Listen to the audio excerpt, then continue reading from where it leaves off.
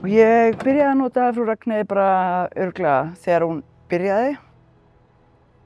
Tilgangur okkar hjá Frú Ragnheiði meðal annars að draga úr skaða, veita öryggi og byggja upp traust við skjólstæðingahóp okkar.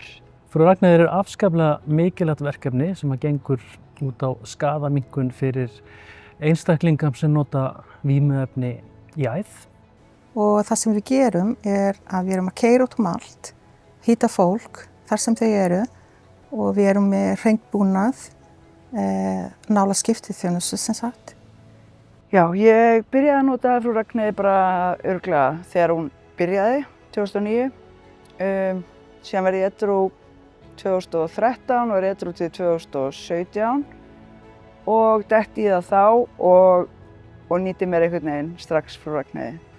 Við veitum alls konar þjónustu, að sjálfsögðu hreinan búnað með skaðaminnkun að leiðarljósi og síðan náttúrulega eru samtölin og það er heilbrigðisþjónusta og síðan það fatnaður og það eru tjöld og næring og allt þetta sem að þarf til þess að hjálpa okkar fólki.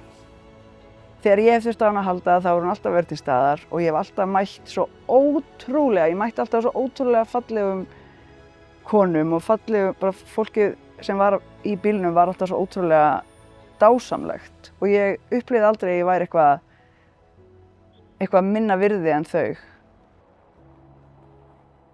Ég er í dag sjálfboðaliði í Frú Ragnheiði og það er það var einhvern veginn bara alltaf markmið að þegar ég yrði edrú að þá myndi ég gefa tilbaka til þessa málaflokks og það hjartað mitt einhvern veginn slær alltaf þarna.